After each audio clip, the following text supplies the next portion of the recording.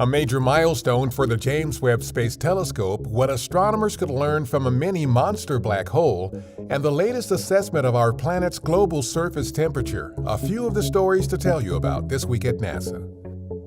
And we have a fully deployed JWST observatory.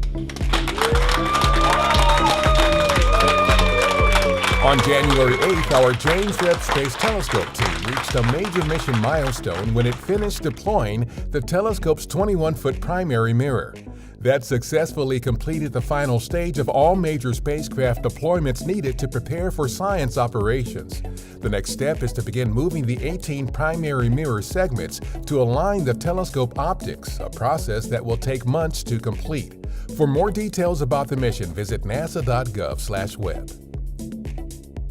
Our Chandra X-ray Observatory has identified a supermassive or monster black hole in the dwarf galaxy MRK 462 that could help astronomers learn more about how the very largest black holes grow. This is one of the first times that an obscured supermassive black hole has been found in a dwarf galaxy. MRK 462 contains only several hundred million stars. By contrast, there are a few hundred billion stars in our Milky Way galaxy. According to independent analyses done by NASA and the National Oceanic and Atmospheric Administration, our planet's global average surface temperature in 2021 tied with 2018 as the sixth warmest on record. This continues a long-term global warming trend during which the past 8 years have been the warmest years on record. Tracking global temperature trends provides a crucial indicator of the impact human activities are having on the climate and quality of life on Earth. Learn more about NASA's Earth science missions at nasa.gov/earth. On January 10th, NASA Administrator Bill Nelson announced that Dr. Catherine Calvin will serve as the agency's new Chief Scientist and Senior Climate Advisor. She replaces former Chief Scientist Jim Green, who recently retired, and Gavin Schmidt, who was serving as the acting Senior Climate Advisor. The Senior Climate Advisor position was established to ensure effective fulfillment of the Biden-Harris administration's climate science objectives for the agency.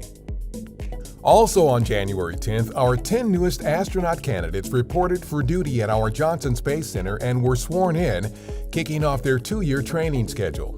When their training is complete, they could be assigned to missions aboard the International Space Station, launches from American soil on spacecraft built by commercial companies, or Artemis missions to the Moon with NASA's Orion spacecraft and Space Launch System rocket. As teams continue to prepare our Space Launch System or SLS rocket for this year's uncrewed Artemis 1 flight test around the Moon, we and our partners across the country are also making progress building the rocket for Artemis 2, the first Artemis moon mission with astronauts. We are also busy manufacturing and testing major parts of rocket hardware for the Artemis 3, 4, and 5 missions. With Artemis, we will land the first woman and the first person of color on the Moon and establish long-term lunar exploration in preparation for human missions to Mars. That's what's up this week at NASA. For more on these and other stories, follow us on the web at nasa.gov/twan.